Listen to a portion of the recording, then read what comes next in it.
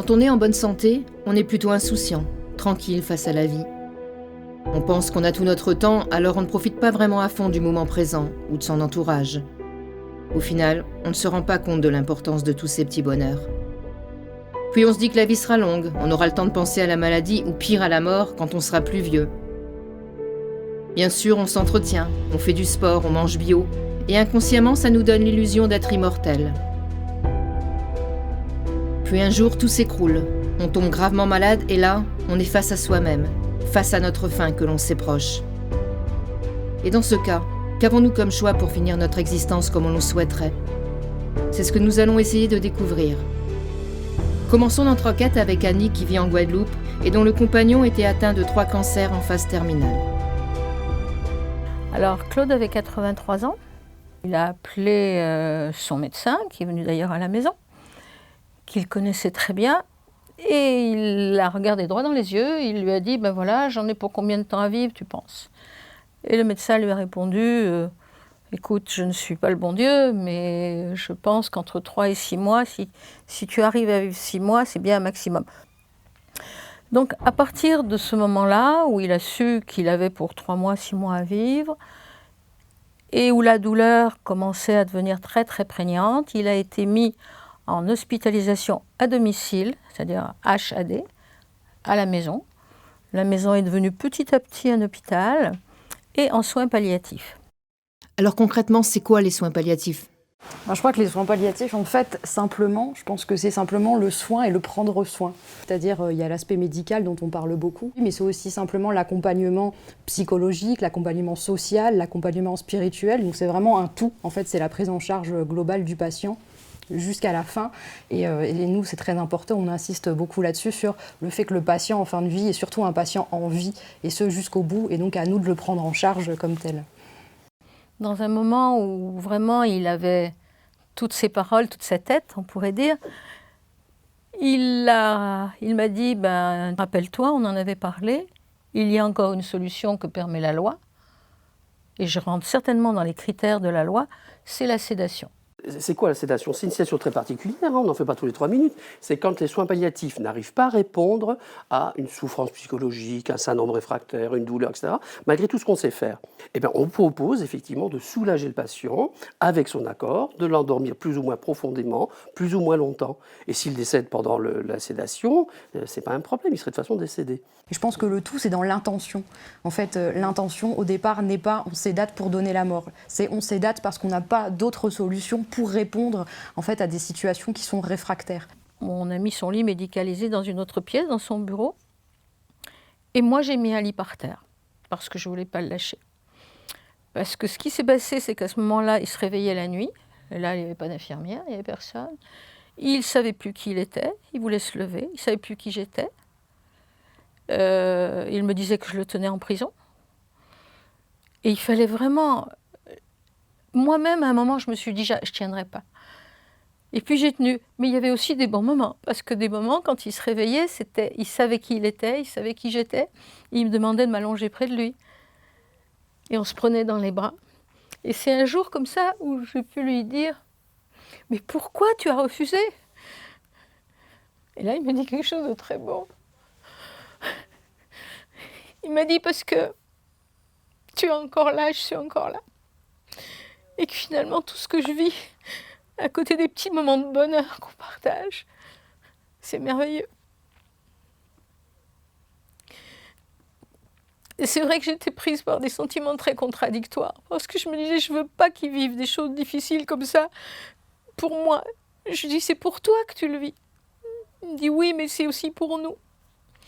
Ma question, c'était de me dire, je savais bien qu'un jour, il allait la redemander une sédation. Est-ce qu'il va la demander pour lui, parce qu'il n'en peut plus, ou pour moi, parce qu'il se rend compte que ma vie était devenue... mais je ne sais pas comment le dire, mais tout tournait uniquement autour de lui. Comme je dis, je dormais par terre sur un matelas, en ayant peur la nuit. Parce qu'il avait quand même, quand il reprenait ses forces, il y avait des moments, j'avais du mal à l'empêcher de sortir du lit. Et je ne voulais pas l'attacher. Je ne voulais pas l'attacher parce que ça aurait été encore plus terrible. Déjà, il avait accepté beaucoup. Et puis un jour, Le lendemain d'une nuit où il avait été relativement calme, où nous avions un moment de douceur, de complicité, d'amour, là il me dit « Demande-lui parce que cette fois je veux en finir. Demande-lui cette fois, je veux une sédation. » On a des équipes qui sont parfois en difficulté avec ça, parce que la sédation profonde et continue, elle est compliquée à mettre en place. Pourquoi? Par rapport à quoi? Parce que la dose qu'on met au début pour induire le sommeil, ça va quelques minutes, quelques heures, mais le lendemain, il faut qu'il y ait un médecin qui repasse pour revoir si la dose est la bonne. On dit toujours aux gens, vous risquez de vous réveiller. Donc, quand on fait ça à domicile, c'est compliqué, parce qu'à domicile, qui vient tous les jours? Pas les médecins, les infirmières.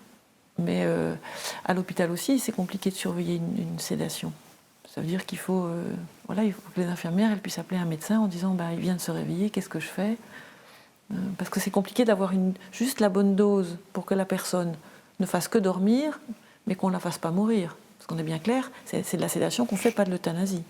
Il faut réévaluer toutes les 24 heures la dose pour savoir si c'est suffisant ou pas suffisant. Parce qu'en fait, on met les gens dans le sommeil, mais souvent, ils s'accoutument aux médicaments. Et donc la dose qu'il fallait le premier jour, le second jour, ils se réveillent. Quand on fait une sédation profonde et continue jusqu'au décès, qu'en est-il de l'alimentation et de l'hydratation? Par définition, le malade a un pronostic limité, le pronostic vital est en jeu, ça fait partie de ça, et il y a un syndrome réfractaire qu'on n'arrive pas à traiter.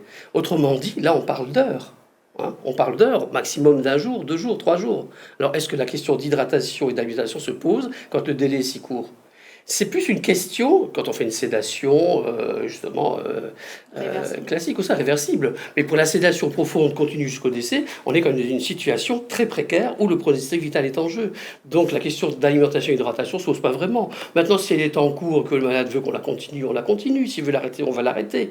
Il faut comprendre surtout de quoi souffre le malade. Mais là, puisqu'on va l'endormir jusqu'au décès, et il pourrait souffrir éventuellement de soif, on va lui faire des soins de bouche. Même dans une sédation profonde, continue jusqu'au décès, on va non pas arrêter de soigner, on va continuer de soigner, on arrête les soins curatifs, d'accord, mais on ne va pas arrêter de soigner. Donc autrement dit, on va faire des soins de bouche très réguliers qui font que le malade n'aura pas de sensation de soif. La loi a amené la notion de directive anticipée, c'est-à-dire de permettre à toute personne d'écrire sur un papier ce qu'ils sont prêts, ou plutôt ce qu'ils ne sont pas prêts à accepter en fin de vie comme soin. Les directives anticipées peuvent être conservées à domicile. Elles doivent être datées et signées, mais il n'est pas nécessaire de les renouveler. Et elles sont révocables. La loi Leonetti a amené des notions de désigner, au cas où je ne puisse plus m'exprimer, un porte-parole qui s'appelle la personne de confiance, qui dira au médecin ce que je suis prêt, ce que j'aurais été prêt si j'avais été capable de le dire, à accepter dans telle situation. Mais comment on peut être sûr que le patient ne ressente pas de douleur pendant une sédation profonde et continue? Alors, ressentir. D'abord, la douleur, c'est pas la même chose. Nous, même quand on sédate, on continue le traitement antalgique. C'est pas parce que vous enlevez la vigilance que vous enlevez la douleur. Ça aussi, c'est un tabou.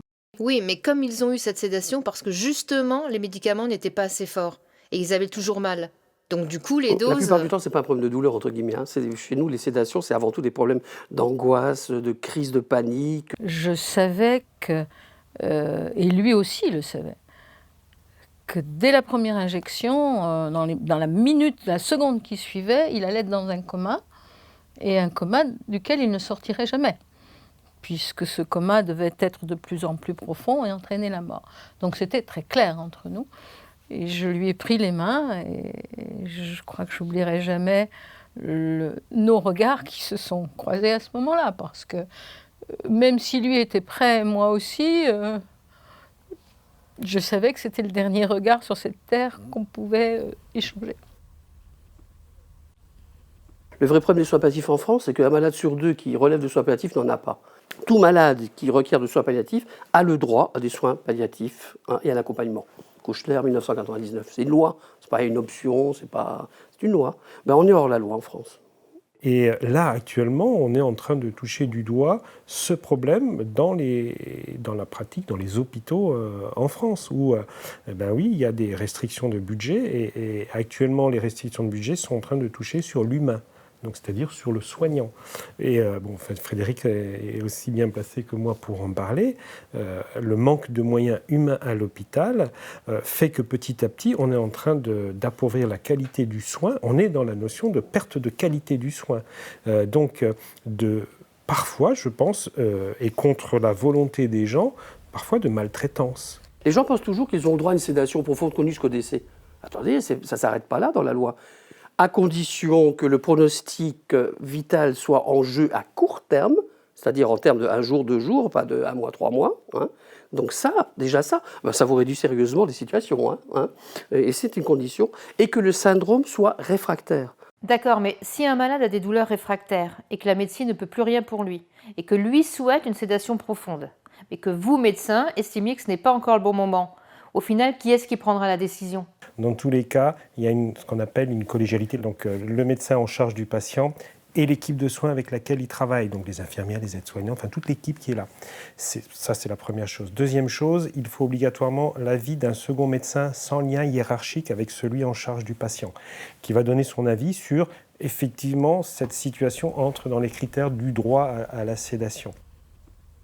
En écoutant les médecins parler de la loi sur la sédation profonde et ses limites, et de la décision de mise en place collégiale, je ne pouvais m'empêcher de penser à Margot, cette jeune fille de 18 ans qui endurait de terribles souffrances, mais qui ne rentrait pas dans le cadre d'un pronostic vital de quelques jours.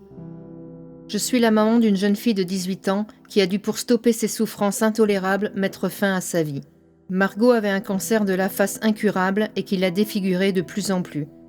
Après avoir passé de nombreux séjours à l'hôpital, elle ne souhaitait plus qu'une chose, ne plus souffrir et pouvoir mourir dans sa maison en s'éteignant doucement dans son lit, entourée de ses doudous. Elle a demandé à avoir la sédation profonde et continue à domicile, mais son médecin lui a refusé ce droit, expliquant que ce serait trop compliqué à gérer médicalement et qu'elle mettrait plusieurs semaines à mourir, car aucun organe vital n'était touché. À la fin de sa dernière visite à domicile, il a dit à Margot qu'elle serait hospitalisée la semaine suivante, même contre son avis, et qu'il n'était pas sûr que l'hôpital décide de lui faire la sédation profonde. Après le départ du médecin, ma fille m'a dit « Maman, ce sera ce week-end, je prendrai le produit, je n'en peux plus ». Margot avait tout anticipé en espérant n'avoir pas à utiliser le produit létal commandé sur Internet. Ses directives anticipées étaient écrites, elle avait été aux pompes funèbres pour indiquer toutes ses volontés, fait son testament, m'avait enregistré une très douce vidéo d'adieu avec tout son amour. Margot avait commencé les démarches pour partir en Belgique, mais il fallait prévoir un délai de 3 mois pour avoir le premier rendez-vous avec les médecins belges, délai beaucoup trop long. Ma fille était très souvent perfusée à domicile, donc c'était en plus compliqué de partir en Belgique pour ses rendez-vous sans que les médecins français ne le sachent. Elle savait aussi qu'il serait pour moi très difficile psychologiquement de ramener son urne de Belgique. Margot a été lâchée par la médecine dans les tout derniers moments de sa vie, alors qu'elle en avait le plus besoin. Elle a quitté cette vie dans la peur que le produit ne fonctionne pas et qu'elle soit hospitalisée, la peur de souffrir en mourant, la peur que le médecin ne signe pas le certificat de décès, la peur des poursuites judiciaires pour moi, sa maman. Elle savait et était désolée à l'avance de ce qu'elle allait nous faire vivre. J'avais une amie qui a été une des premières à être identifiée en tant que séropositive, sida. Elle a vécu très longtemps, mais à un moment, malheureusement, elle est devenue aveugle et c'était vraiment très très dur et donc elle voulait en finir. Elle m'a demandé, à moi et à son mari d'ailleurs, de l'aider à mourir. C'est en quoi je lui ai dit, mais je peux pas, me demande pas ça. Elle m'a dit, mais étouffe-moi. Je lui ai dit, mais attends, mais tu peux pas me faire vivre ça. Je suis convaincu que quand on est confronté à ce genre de situation avec une tierce personne ou soi-même, qu'on sait comment les choses vont se passer et tout. Vous savez, moi j'ai vécu des choses assez effrayantes avec mon père, où je me suis retrouvé dans des situations où c'était extrêmement compliqué. Avant d'aborder ces situations-là, vous ne savez pas comment vous allez réagir. Et finalement, quand vous êtes confronté, vous apercevez que finalement, vous faites les choses machinalement, mécaniquement. Chacun gère ça, il n'y a pas de hiérarchie dans la souffrance. On n'a pas idée de ce que les gens vivent, on ne sait pas ce que les gens vivent. Il y a tellement de gens qui n'en peuvent plus de souffrir et qui souhaiteraient mourir, mais qui malheureusement n'entrent pas dans le cadre de la loi pour une sédation profonde. Alors il leur reste quoi comme choix ? Le suicide ? Comment ? Par pendaison ? Par arme à feu ? En se jetant sous un train? On l'a vu, c'est toujours possible, mais avec le risque de se rater et de finir dans un état pire qu'avant le geste. Et on ne peut pas oublier que des gens vont retrouver les corps de ces suicidés, et dans quel état? Il existe une autre possibilité. Elle entre également dans un cadre légal, mais avec un choix laissé entièrement aux malades. Voici l'histoire de Damien. Il a vu un neurologue qui lui a fait faire une batterie d'examens. Et ce qui était bien, parce que c'est une maladie rare, même dans le milieu médical, ce qui était bien, c'est qu'on est tombé par hasard sur un neurologue qui connaissait la maladie. Donc dès qu'il a vu Dams, il a compris à quoi il avait affaire. Donc il a tout de suite été chercher sur cette piste-là. On n'a pas perdu de temps à dire c'est pas juste. Pourquoi moi? Ça, on s'en foutait comme dans 40, c'était pas le problème. C'était que, alors, on m'a dit qu'il me restait tant à vivre, qu'est-ce que je fais? La chose que Damien m'a dit tout de suite, quand il a su qu'il était malade, il m'a dit, on va faire tout ce qu'il faut faire, on va en profiter un maximum. Par contre, quand je te dirai stop, on arrête. Et il est parti Justement, là-dessus. c'était quoi ses limites? Alors, ses limites, il les a repoussées. Parce que lui, ses limites, c'était je refuse d'être assisté par quelqu'un, je refuse qu'on m'emmène aux toilettes, je refuse qu'on me lave, je refuse qu'on me donne à manger, je refuse plein de choses. Maud, c'est donc vous qui avez trouvé le médecin belge qui a pratiqué l'euthanasie de Damien. Mais comment je vais lui dire, bonne nouvelle, mon pote, j'ai trouvé quelqu'un qui allait t'aider à mourir, quoi. Ça me paraissait tellement incroyable et paradoxal. C'est très compliqué à gérer, puisque je savais, pour moi c'était une joie, parce que je savais la vie qu'il endurait, quoi. Mais c'était compliqué. Et là, en fait, je pense qu'aujourd'hui, je souris comme ça en parlant, parce qu'il y a son visage qui s'est éclairé. Il m'a fait « Putain, ça c'est une bonne nouvelle. Ça c'est la meilleure nouvelle que j'ai pas eue depuis je sais pas combien de temps. » Et là, il était reparti. Quelles sont les conditions pour pouvoir obtenir une euthanasie en Belgique? Il faut une personne majeure, consciente, qui souffre d'une maladie grave, incurable, dont la mort est attendue dans un avenir proche. On ne précise pas la durée exacte. Et elle doit vivre une souffrance qui soit physique ou morale, qui soit insupportable, qui soit constante dans la durée et qu'on ne puisse pas soulager. C'est ça les conditions. Il faut aussi qu'il y ait un deuxième médecin qui atteste de ça. 2 médecins indépendants qui attestent de cette situation. La chose importante, c'est que la demande vient du malade. C'est lui qui demande l'euthanasie. Par écrit, oralement?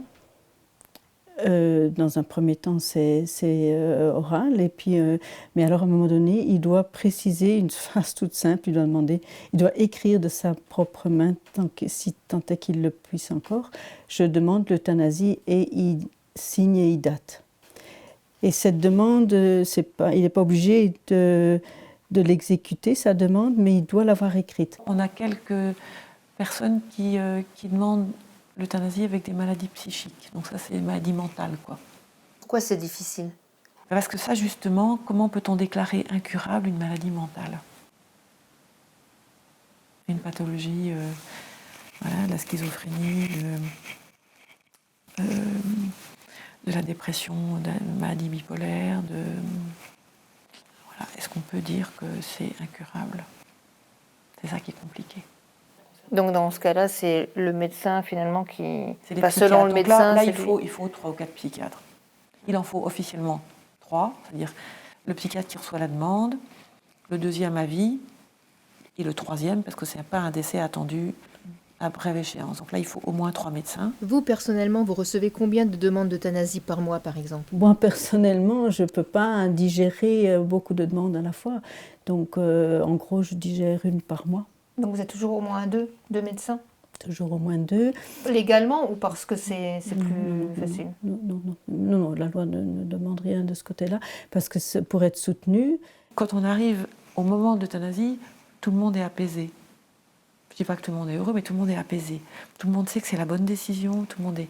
Voilà, on a donné la possibilité aux proches de vivre tout ce qu'ils avaient envie de vivre. La loi nous le demande, mais on leur donne la possibilité.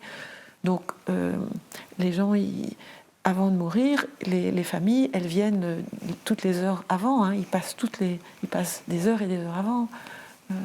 ils font des moments de fête avec leurs proches, ils lisent des choses, on cherche avec eux des textes, on cherche des musiques. Donc en fait, on fait de ce moment-là un moment qui est un beau moment. C'est un moment qui est empreint de douceur et de paix. Donc vous êtes parti à une quarantaine de personnes. Ouais. Ouais. On est parti en Belgique. Ouais, là on ne savait pas. On savait pas du tout comment ça allait se passer. Tu le vois sur tous les visages. Ouais. On était tous, là, on était tous un peu. Même Damien, on était ouais. tous dans la, comment. Enfin, Question, on n'est pas quoi. formaté pour ce genre de choses. On avait réservé un super endroit. Tout le monde était logé au même endroit. On pouvait faire un peu la fête, etc., etc. Donc tout était bien planifié. Un dernier week-end fabuleux, merveilleux. On se dise des choses qui sont essentielles. Aussi bien de les lui dire à lui que lui de pouvoir se libérer de certaines choses. Quand vous pratiquez une euthanasie, quand vous avez fini, que vous rentrez chez vous, vous vous sentez comment ? Il y a cette lutte entre quelque chose de totalement inconscient qu'on ne maîtrise pas de l'ordre, j'imagine, de tu ne tueras point. Et puis il y a la souffrance insupportable du patient et il faut tout le temps se remettre dans cette souffrance insupportable. Donc les gens, une fois qu'ils savent que ce sera oui, et je pense qu'ils sentent que quand je dis oui, c'est oui, ils peuvent alors repartir et revivre. Il y en a même qui redemandent une chimiothérapie. En fait, vous avez une dualité entre le fait de donner la mort et de vouloir sauver ou soulager votre patient, et finalement votre empathie, elle est plus forte que vos propres craintes. Et je veux dire que quand c'est difficile, c'est vrai que cette reconnaissance aide beaucoup. Ouais, ouais. Vous avez eu un moment, Damien et vous, pour vous dire au revoir, tous les deux, tout seuls ? Alors, la veille au soir, le matin, beaucoup de temps, hein, en fait. Hein. Quand ils ont injecté le produit, vous avez ressenti quoi à ce moment-là ? Je serais incapable de vous le dire. Tu m'as incapable. dit, ça a été vite. Ça a été vite, ouais, ça a été vite. Mais... Ça a été vite, parce qu'on était en train de se dire encore plein de trucs. Limite, il me demandait de payer une facture le lendemain. Mais on était... lui, il m'a fait promettre plein de choses par rapport à demain. Et je tiens mes promesses. J'arrive pas à vous dire ce que j'ai vraiment ressenti à l'instant T quand il s'est endormi. Et avec le recul ? Quoi ? Vous avez des regrets ? Donc, vous êtes content ? Ouais. Vous le referiez ? Ah oui. Ouais. Ah oui. Et moi, je souhaite sans à hésiter. tout le monde... Et je le referai différemment. Moi, le seul regret que j'ai, c'est toute cette logistique qu'on a dû mettre en place pour partir. Parce qu'on aurait pu faire ça très tranquillement en France. L'euthanasie est également pratiquée au Luxembourg. On a donc décidé d'aller voir comment ça se passe chez nos voisins frontaliers. Normalement, la loi ne précise pas qu'il faut être luxembourgeois, ni même qu'il faut être assuré au Luxembourg. La loi, elle prédit quand même une relation de plus longue haleine avec un médecin exerçant au Luxembourg et qui peut faire l'euthanasie. Et quand vous dites qu'on doit être suivi par un médecin au Luxembourg, ça veut dire qu'on est suivi par un médecin par rapport à notre pathologie en stade final. Par rapport à la pathologie qui mène à l'euthanasie, oui. En fait, une personne qui n'est pas malade aujourd'hui peut faire une directive anticipée et l'enregistrer à la commission, c'est ça. Et à partir de quel moment, quels critères plus ou moins valables, elle pourra demander l'euthanasie ? Si elle est atteinte d'une maladie grave qui lui prend sa qualité de vie. On peut faire des euthanasies à l'hôpital, on peut les faire à la maison, on peut les faire en maison de retraite, on peut les faire partout. Les médecins sont obligés de pratiquer l'euthanasie ou ils peuvent la refuser ? Oui, ils ne sont pas obligés de pratiquer une euthanasie. Au cas où un médecin refuserait de faire une euthanasie, il doit le dire dans un délai bref, je pense 24 heures, à son patient. Et le patient lui-même alors est obligé de chercher un autre médecin qui soit à même de pratiquer une euthanasie. De plus en plus de Français souhaitent l'euthanasie. Nous avons rencontré 2 d'entre eux qui ont déjà ouvert un dossier en Belgique. Direction les Vosges, rendre visite à Françoise atteinte d'un cancer de la face à l'âge de 40 ans et qui après une 12aine d'années de rémission s'est réactivée. Françoise a subi une 10aine d'opérations, mais malheureusement, l'issue est désormais fatale. Je me demandais quel pouvait être le ressenti de l'entourage de Françoise, alors on est allé voir ses enfants et sa maman. Donc pour vous, c'est pas quelque chose de tabou, c'est quelque chose que vous feriez aussi. Ah oui, oui, oui, oui. Et donc vous comprenez complètement. Complètement. Alors là, à 200%. Bah moi, j'ai ressenti beaucoup de tristesse parce que bon, je suis très proche de ma maman. Et l'idée de perdre ma maman, c'était quand même, c'était vraiment douloureux, quoi. Donc maintenant, avec le temps, moi j'ai toujours eu un espoir qu'elle guérisse, jusqu'à l'année dernière, où là, ça commençait vraiment à devenir critique. Donc on a tout essayé, on a été voir toute la médecine traditionnelle, tout ce qui a pu être fait a été fait. On a même été voir des guérisseurs, on a essayé de faire une cure à base de jus de légumes pendant plus d'1 mois et demi. Ouais, vous avez vraiment tout testé. On a tout testé et après ça, on s'est fait une raison comme quoi il n'y aurait pas de guérison définitive, quoi. Forcément, c'est quelque chose de triste, mais on essaie de pas y penser, pas y penser tellement à l'avance. On se dit qu'au final, c'est quelque chose de bien dans la mesure où c'est pour lui éviter de pires souffrances et c'est son choix. Donc on est forcément, quelque part, on ne peut pas être contre. Je parle de nous, ses enfants. Ma maman, à chaque fois qu'elle s'est opérée, elle ne veut pas qu'on aille la voir à l'hôpital parce qu'elle a des appareils que si elle n'a pas son appareil, elle ne peut pas parler, elle ne peut pas manger, tout ça. Elle ne veut pas qu'on la voie diminuer. Et quand elle était enfant, eh bien, je l'ai trouvée une fois où elle me dit « Oui, tu sais, c'est pas marrant, je voudrais un petit frère, une petite sœur. » Je dis « Mais enfin, vous êtes déjà 4. » Elle me dit « Oui, mais tu te rends pas compte. Un jour, papa va mourir. Après toi, tu vas mourir. Après, ma sœur va mourir. Mes 2 frères vont mourir. Et moi, qu'est-ce que je vais faire toute seule ?» Elle se voyait toute seule, rester là. Mais elle avait quoi, 6 ans, 7 ans. Et elle était persuadée qu'on partirait tous et qu'on la laisserait. Moi, je ne supporterais pas que mes enfants me voient dans un état de fin de vie, malade, alité et en mauvais état, quoi. Et ça, c'est insupportable. On veut bien partager les plaisirs de la table, les plaisirs de la vie, mais quand c'est ces moments-là, on est seul. De toute façon, on est seul pour ces moments-là et on n'a pas envie que les autres voient votre souffrance. Enfin, moi, je raisonne comme ça et je pense que mamie raisonne exactement comme ça.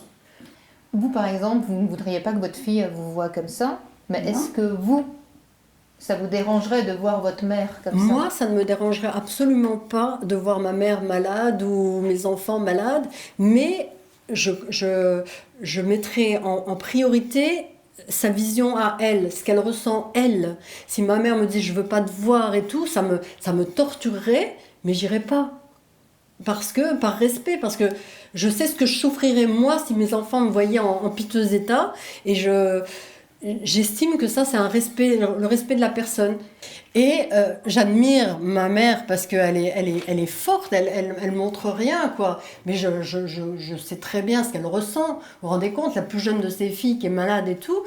Mais on s'arrange, on en rigole, parce que si elle pleurait, elle me rendrait malheureuse. Si moi je pleurais, elle serait malheureuse. Donc on se bat, on rigole, on fait des choses. On plante des arbres. On sait très bien qu'elle, comme moi, on va peut-être pas les voir grandir, mais on y va quand même. On plante des arbres, on fait des plantes, on fait des jardins. On se dit, l'année prochaine, on va mettre ça. Même si des fois, je me dis, est-ce que je vais aller jusqu'à l'année prochaine, quoi. Je sais pas. Et c'est même pas une histoire de se mentir. C'est juste parce qu'on se dit, mince, on va pas commencer.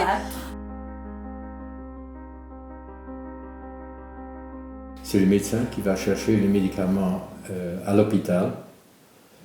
Il a la possibilité de faire une ordonnance anonyme, c'est-à-dire sans mettre le nom du patient dessus. Est-ce que tout ça, ça a un coût? Est-ce que c'est remboursé? Alors, si on parle des patients belges, c'est considéré comme un acte médical classique. Si ça se passe à domicile, le médecin facture une visite à domicile, 30, 40 ou 50 euros. Si ça se passe à domicile, il faut ajouter à cela le coût des produits qui fait une centaine d'euros. Et c'est remboursé par ce que nous appelons la sécurité sociale belge ou les mutuelles belges. Si un Français ou un étranger vient. Il y a des coûts supplémentaires, évidemment. D'abord, c'est pas remboursé, donc le patient doit assumer les frais de l'euthanasie, de sa chambre d'hôpital, de la nuit à l'hôpital. Donc là, on arrive à 2000, 3000 euros. Il y a les trajets depuis chez lui jusqu'en Belgique, il y a la famille loge à l'hôtel, etc. Il y a toutes sortes de coûts annexes, de frais administratifs. Il n'y a pas de tarif? Oui. C'est-à-dire que ça veut dire quoi? C'est gratuit? Oui. Les médicaments, on les a sur ordonnance par la pharmacie hospitalière et c'est gratuit. On ne veut pas faire un commerce de ce geste. Vous vous souvenez de la première fois? Oui. Qu'est-ce que vous ressentiez? Comment ça s'est passé? J'étais angoissé, bien sûr, mais finalement, la façon dans laquelle la patiente a réagi, c'était un grand réconfort pour moi, et c'est pour ça que je n'ai pas ressenti de problème par après. Vous aviez l'impression, est-ce que c'était difficile? Vous avez l'impression de donner la mort ou au contraire de soulager quelqu'un? La patiente était tellement détendue, elle était pas angoissée du tout, décontractée. Elle avait parlé avant avec son fils, elle avait dit au revoir à son fils. Je n'aurais pas imaginé que c'était si facile. Moi, je pense qu'il faut très bien préparer une euthanasie. Je pense que c'est un élément essentiel pour être complètement serein par après. Il ne faut pas bâcler, il faut se prendre le temps, il faut parler avec les patients, il faut parler avec la famille, il faut parler avec les soignants. Je pense que c'est très important. Quand j'étais jeune médecin, j'étais un adversaire farouche de l'euthanasie. Et puis avec le temps, j'ai vu qu'effectivement, il y avait des patients où c'était la dernière chose qu'on pouvait leur offrir s'ils étaient demandeurs. Allons maintenant à la rencontre de Reynald qui a, comme Françoise, choisi la façon dont il veut mourir. Pendant une année, je souffrais du dos. J'ai fait beaucoup de sport dans ma vie. Et j'allais chez le médecin, chez mon généraliste, tous les mois. Et pendant un an, j'ai été traité à l'aspirine, shoot de cortisone. Et les douleurs dans le dos étaient vraiment pénibles. Et puis, au bout d'un an, je regardais un match de foot à la télé. Et puis, cette douleur-là était un peu plus aiguë que d'habitude. Je suis tombé dans les pommes et j'ai fait une hémorragie gastrique. Une journée après, à 7h du soir, un médecin vient m'annoncer que j'avais un cancer à 7h du soir, bonne nouvelle. J'ai fait une année de chimio. Et au dernier test, au bout d'un an, au dernier PET scan, ils ont découvert une petite tumeur en haut du poumon à gauche. Là, ils se sont concertés et ils ne pouvaient pas faire de biopsie. Ils ont décidé d'opérer. Et quand ils ont opéré, c'est une tumeur qu'il ne fallait pas opérer. On va faire le protocole classique, 6 séances de chimio, 3 séances de radiothérapie, et puis ça va aller. Je dis non, monsieur, non, docteur, asseyez-vous, c'est moi qui décide. J'ai décidé de ne pas faire de chimio ni de radiothérapie. Pourquoi plutôt ce choix-là que le suicide assisté en Suisse, par exemple, ou bien carrément le suicide? Le suicide, je ne serais pas assez courageux pour me prendre un pétard et me mettre une balle, je pense. Est-ce que votre façon de voir la vie et vos comportements ont changé depuis le moment où vous savez que vous pouvez aller en Belgique pour pratiquer l'euthanasie? Ça a changé à partir du moment où j'ai eu l'acceptation du médecin belge. Là, quand j'ai eu l'acceptation, j'ai larmoyé, j'ai essayé de retenir mes larmes de bonheur, parce que j'étais libéré. C'était presque un des plus beaux jours de ma vie. Par rapport à quoi, votre libération? Ma libération, je savais que je terminerais pas ma vie dans un lit d'hôpital. Voilà, c'est tout simple, que je terminerais ma vie de droit. C'est énorme, c'est énorme. Il faut être malade pour le comprendre, malade au premier degré, hein, pour comprendre que c'est terrible. Moi, je les ai vus, à côté de moi, dans ma première année de chimio, ceux qui se faisaient soigner et ceux qui s'en allaient, et dans quelle souffrance. J'ai vu tout ça. Et quand vous avez approché ce monde-là, bien sûr, la médecine est belle, elle est là pour guérir, mais malheureusement, à l'heure actuelle, elle ne guérit pas tout. Et c'est terrible de voir des malades partir. Et j'ai ces images-là, et moi, je ne veux pas me mettre dans ce canal-là. Après ma conversation avec les médecins belges et luxembourgeois, je me posais beaucoup de questions, notamment sur le fait des dérives possibles concernant l'euthanasie et le sérieux et le fonctionnement de la commission de contrôle en Belgique. Chaque médecin qui a fait une euthanasie doit remplir un rapport.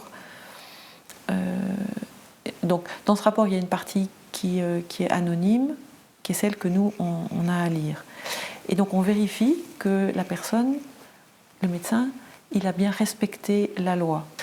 C'est vrai que parfois, il y a certaines situations où on se dit, mais qu'est-ce qui s'est passé exactement? Donc, à ce moment-là, on peut demander à rencontrer le médecin. Donc, on lève l'anonymat et on rencontre le médecin pour qu'il nous explique un petit peu la situation.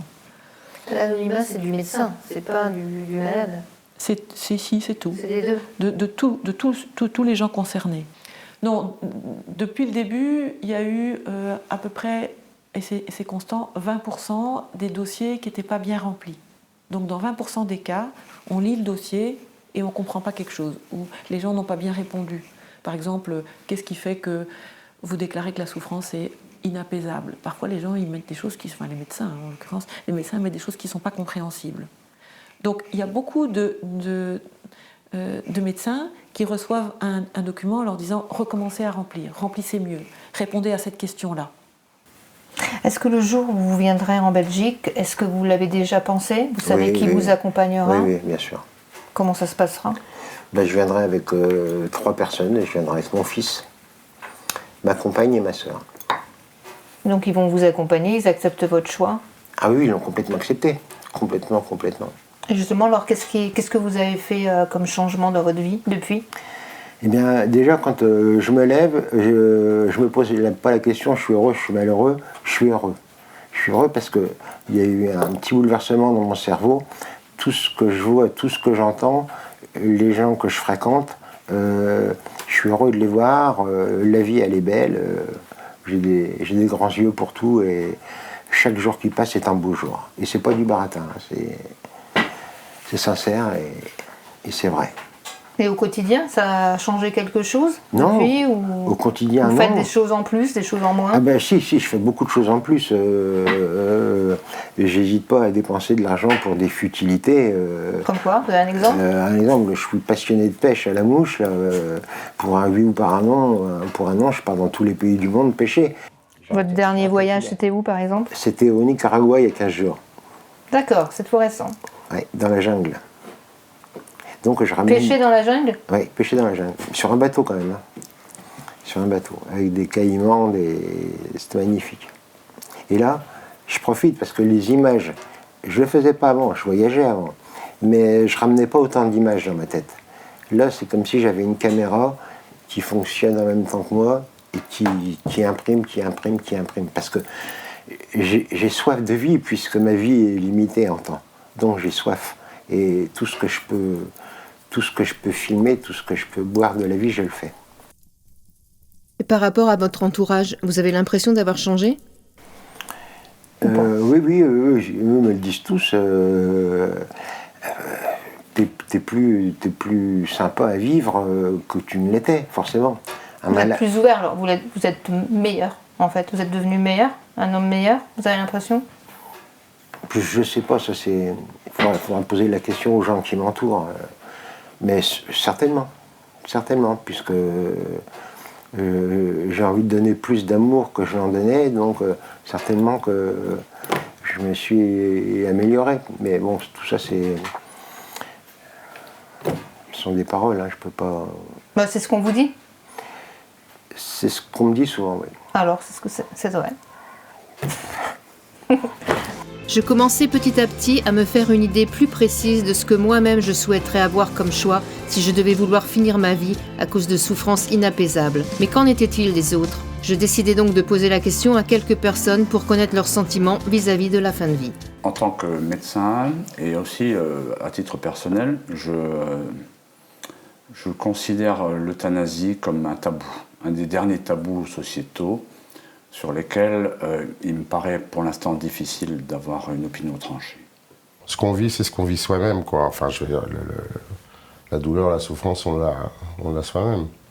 Donc après, les préceptes, ce qui est recommandé, ce qui n'est pas recommandé, ce qui est acceptable, ce qui n'est pas acceptable, qui est dans le cadre de la loi ou pas dans le cadre de la loi. Je pense que quand vous êtes dans la souffrance, tout ça, vous n'en avez rien à foutre, quoi. Soit vous l'abrégez, soit vous acceptez la souffrance qui vous est infligée, quoi. Mais je pense que c'est... Moi, je pense qu'on est... C'est un débat que je ne comprends pas, ça. Non. On est chacun propriétaire de son corps, de faire ce qu'on veut avec.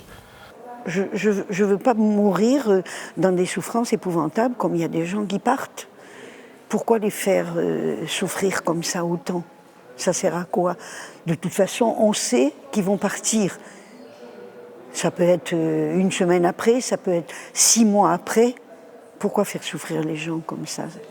Non, je ne suis pas d'accord. On dit des choses qui sont quelquefois pas assez réfléchies. C'est très facile de dire « je suis capable de faire ça ». Mais quand on est au pied du mur, est-ce qu'on le fait ? Quelles seraient vos limites physiques ou morales pour envisager l'euthanasie ? Être maltraité. La maltraitance, sous quelle forme ? C'est-à-dire ce qu'on fait vivre aux vieux actuellement. Ne pas les laver correctement, ne pas prendre soin de leurs besoins physiques tout simples et de ne pas leur montrer un peu plus de bienveillance, d'accueil, de respect pour qui ils ont été et qui ils sont. J'ai déjà été confronté, dans le cadre de mes activités, à côtoyer des patients en fin de vie, institutionnalisés dans des maisons de retraite, et que je voyais en tant que médecin, et dont la seule phrase que je pouvais entendre d'eux avant qu'ils ne perdent conscience, c'était la seule chose qui me rend triste, c'est de ne pas voir mes enfants venir me voir. C'est une question qui revenait souvent. Et quand les gens étaient à l'article de la mort et qu'on voyait apparaître dans nos cabinets les enfants, la famille proche, et qui venaient voir les équipes soignantes en disant faites quelque chose, accélérons, que ça soit vite réglé, etc.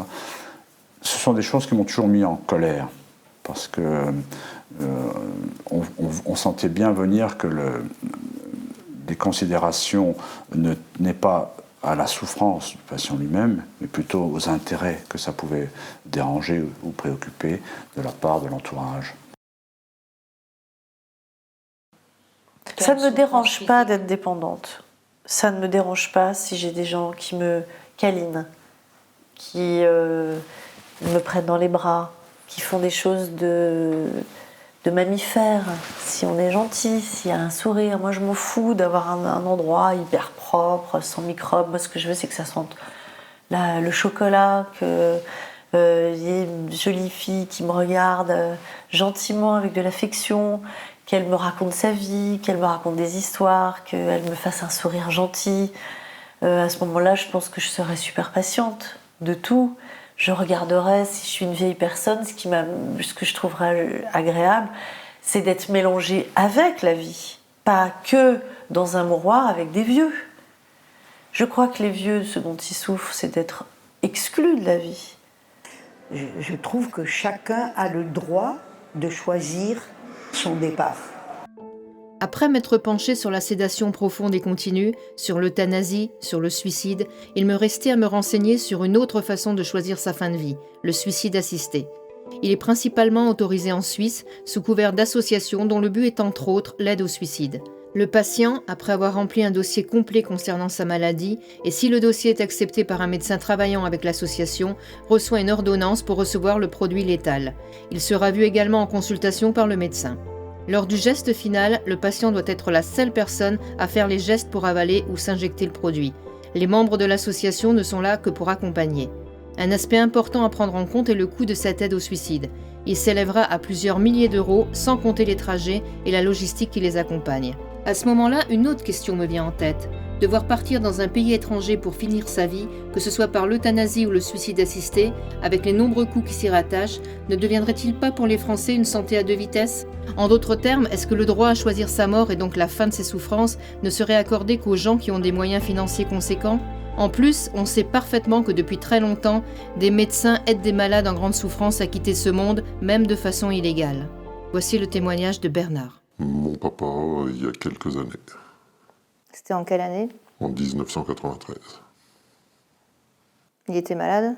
Il était malade d'un cancer. Et à moi, il m'a demandé d'en finir. Il voulait que ce soit ses derniers jours. Et qu'on l'aide. Il m'a dit, je n'en peux plus, je vais en finir. Je l'ai vu vivre pendant des années en pleine forme. Et là, je ne supportais pas. Donc en fait, vous étiez d'accord pour trouver une solution pour l'aider? Oui. Est-ce que lui, il avait des solutions? Ou il vous a Non. dit cette phrase comme ça? Il fallait que vous trouviez quelque Il chose? n'avait pas de solution, il n'était plus en capacité de se battre, il n'était plus capable de bouger, de faire quoi que ce soit. Et à ce moment-là, vous avez fait quoi? J'ai croisé une infirmière. Je lui ai relaté ses propos. Et elle m'a dit, demain, il ne sera plus. Et qu'est-ce qui s'est passé? Je l'ai quitté. Je suis parti travailler. Et à 6h du matin, j'apprenais qu'il était décédé. Vous avez revu après cette infirmière ou les médecins? Vous en avez parlé de ce qui s'était passé avec vos propos? Et qu'est-ce qu'elle a répondu? Elle a fait qu'il n'était plus. Ils avaient fait ce qu'il fallait. Et elle vous a donné des détails ou elle a juste dit ça? Que j'étais pas en état de les prendre. Avec le recul, est-ce qu'à un moment donné, vous avez regretté d'avoir parlé avec l'infirmière? Non. Jamais? Jamais. Pour vous, c'est plus un acte d'amour? Oui. Ouais. Il s'agit de mon propre mari, François Châtelet, un grand philosophe qui était atteint d'emphysème, d'insuffisance respiratoire et qui était trachéotomisé et qui a vécu les 2 dernières années de sa vie à la maison, accroché à des machines pour respirer. Et il a souhaité à un moment donné que les choses s'arrêtent, oui, bien sûr. Et comment ça s'est passé? C'était il y a 35 ans. Hein. Je regrette après coup de ne pas l'avoir suffisamment écouté, entendu et compris. Ça s'est passé comment? Il est mort de sa maladie ou non? Finalement, un médecin l'a aidé à l'hôpital, sur ma demande. C'est-à-dire que j'ai quand même tout fait pour l'accompagner, l'aider, mais ce que je regrette, c'est que nous n'en ayons pas suffisamment parlé tous les deux. En fait, le médecin, il a augmenté les doses de médicaments, c'est ça? Oui. Ouais. Donc, d'une façon illégale. Oui. Il a d'ailleurs eu quelques problèmes avec sa hiérarchie plus tard. Ça se passait dans un hôpital.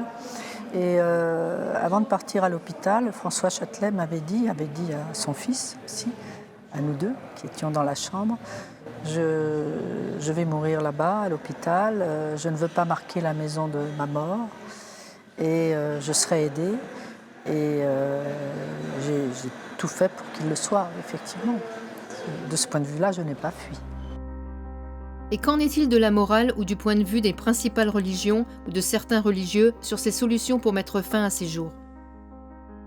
Je pense que les autorités d'Église, ce ne sont pas d'ailleurs que les évêques, c'est vrai dans d'autres religions, les autorités d'Église continuent à penser que la mort sous sédation est une mort naturelle et que la mort sous euthanasie serait une mort artificielle, une mort provoquée. Je ne suis pas du tout d'accord avec cette vision-là, y compris sur le plan éthique. Que l'on choisisse, et ça peut être respectable, la sédation ou que l'on choisisse l'euthanasie, dans les deux cas, on décide sciemment de mettre fin volontairement à la vie de quelqu'un. Alors que ça prenne 2 ou 3 minutes dans le cas de l'euthanasie, ou que ça prenne quelques heures ou quelques jours dans l'état de la sédation, ça ne change rien. Et moi, j'aggrave encore la situation, parce que quand on prend la décision d'euthanasie, on a le temps de s'y préparer, y compris spirituellement, et presque toujours, la décision de sédation est extrêmement rapide. Il n'est jamais facile de mourir, et personne ne veut mourir. Nous sommes là pour vivre. Et il est évident que lorsqu'on est confronté à la fin de vie, quelle qu'elle soit, c'est une situation qui nous dérange. Moi, aujourd'hui, j'ai 40 ans, je n'ai pas envie de mourir. Et je sais, par expérience, que cette fin de vie peut tomber n'importe quand. J'ai rencontré à l'hôpital des personnes qui étaient plus jeunes que moi et qui étaient confrontées à des fins de vie. Régulièrement, lorsque je rencontre ces personnes, quelque chose m'est renvoyé en pleine figure en me disant « mais c'est toi qui peux être là ». Donc c'est aussi quelque part une réflexion que je porte en moi en me disant « mais qu'est-ce que je ferais à cette place-là ? Si j'étais là, sur ce lit d'hôpital, comment je réagirais ?» Alors la sédation terminale, aux yeux de l'islam, n'est pas acceptée puisque c'est une manière, c'est vrai, c'est une manière d'accompagner la personne jusqu'à la fin de sa vie, mais c'est une manière aussi d'altérer sa conscience, alors que le musulman est censé rester conscient pour vivre ses derniers moments de sa vie, puisqu'il s'inscrit aussi dans une continuité, de par sa croyance, dans une continuité, puisqu'il croit à un au-delà. Et donc à partir de là, il est interdit de faire engager quelqu'un dans une sédation continue jusqu'à la fin de sa vie, puisqu'on porte atteinte à sa conscience. Si c'est seulement un coma temporaire, derrière lequel on sait qu'on va réussir à guérir la personne, donc dans ce cas, ça serait autorisé. Mais si le but du coma, c'est de l'accompagner jusqu'à la phase finale, là, bien entendu, ça serait interdit. Dans les convictions fortes du judaïsme, la vie est sacrée. Et il n'est pas possible d'accélérer ou de donner la mort. Ceci dit, on peut comprendre la problématique de la souffrance. Et il faut tout faire pour limiter cette souffrance. C'est pourquoi on a une sorte d'équilibre entre l'impossibilité de donner la mort, l'euthanasie, active, passive, et la nécessité de limiter au maximum la souffrance, les soins palliatifs. Parfois, la limite, elle est difficile à franchir. Lorsque vous augmentez les doses des antidouleurs, doses de morphine, on peut atteindre un seuil qui peut être létal. Ça, le judaïsme le comprend et l'admet. Ce qui est interdit, ce qui est véritablement contraire à nos principes, c'est d'injecter un produit. Je pense que d'un point de vue bouddhiste, là, un des grands enseignements, un des grands préceptes que nous avons, c'est de prendre soin de la vie. Prends soin de ta vie et prends soin de la vie. C'est-à-dire la vie en général, bien sûr, ne tue pas, ne pousse pas les autres à tuer. Donc si on est malade, c'est se soigner, par exemple. Bien entendu, et d'aller au terme de cette vie en l'accompagnant de la façon la plus consciente, la plus responsable, disons, possible. L'islam interdit aux musulmans de se donner la mort, sous n'importe quel prétexte. Donc le suicide, déjà... Voilà, le suicide, c'est quelque chose qui est interdit. Ou d'assister quelqu'un à un suicide, là aussi, c'est quelque chose qui reste interdit. Donc seul Dieu a ce droit de retrancher la vie à quelqu'un.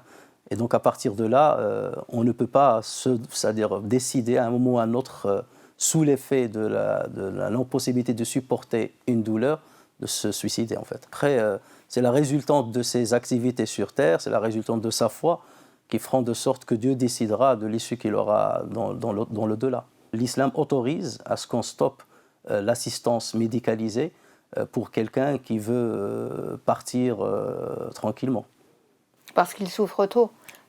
Parce qu'il souffre trop, parce que déjà on est sûr qu'il n'y a pas de remède à sa maladie, puisque d'une manière générale en islam, le fait de se soigner n'est pas une obligation. Est-ce qu'une personne, comme un médecin qui donne la mort par l'euthanasie, et une personne qui la demande, est-ce qu'elles sont condamnables au niveau de l'Église ?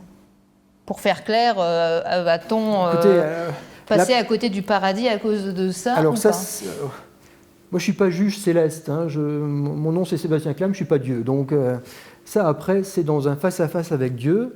Je peux mettre en avant la miséricorde de Dieu et me dire que voilà, son amour est plus puissant que nos limites et nos faiblesses. Dans le bouddhisme, on ne trouvera pas ce genre d'interdit, comment dirais-je, qui viendrait d'en haut. À la fin, c'est chaque personne qui est confrontée à cette question et c'est à chaque personne de trouver sa solution. Chacun, à la fin, a sa propre attitude, sa propre décision intérieure en fonction de ce qu'il aura vécu en amont, c'est-à-dire pendant toute sa vie, et à la façon dont il se sera préparé lui-même à cette fin de vie et à ce moment de la mort. Il n'y a pas de lieu physique de paradis et de lieu physique d'enfer. Déjà, ce ne sont pas des lieux physiques. Il y a un lieu où les âmes se promènent, enfin, on n'arrive pas trop à le définir. Tout ceci sont des... Vous savez, le judaïsme n'aime pas trop préciser de façon matérielle ce qui se passera dans l'au-delà. On croit à une pérennité de l'âme, ça c'est sûr. Le jugement appartient à Dieu et il n'est pas donné à l'homme de juger son prochain.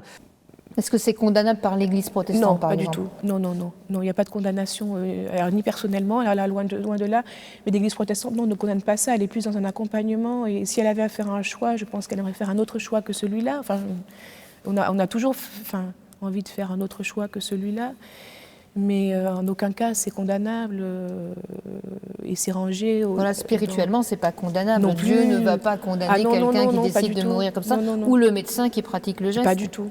Pas du tout. J'avais un cousin, moine, qui a eu un grave cancer lorsqu'il avait 80 ans.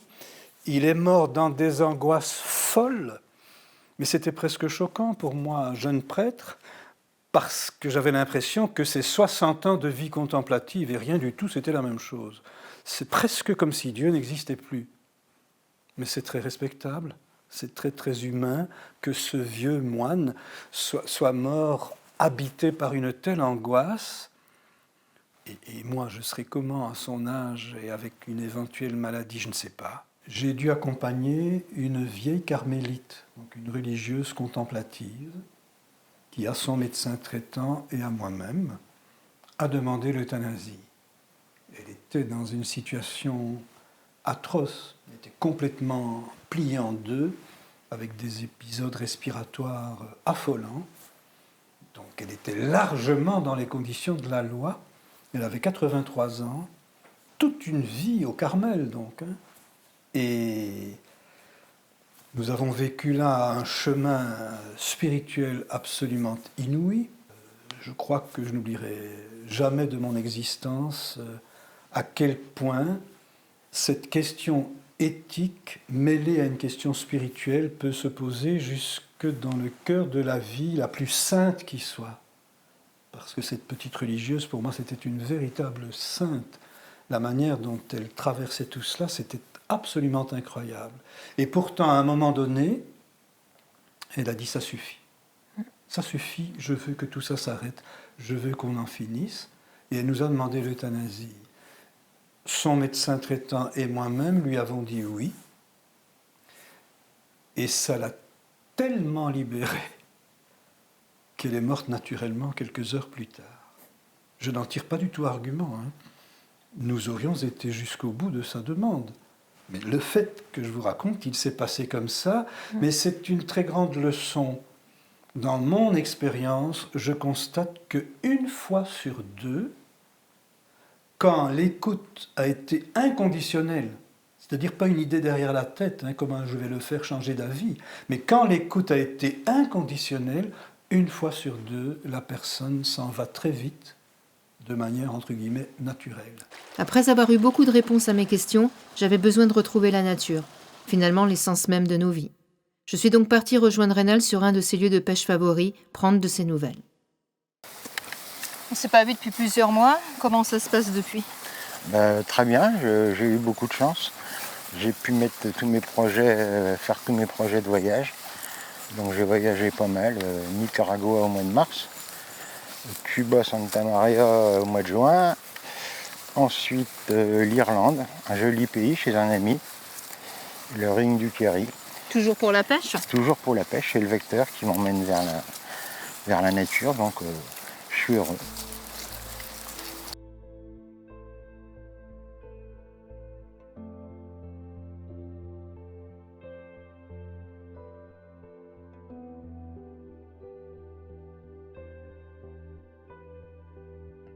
Durant tous ces mois de tournage, j'ai beaucoup réfléchi.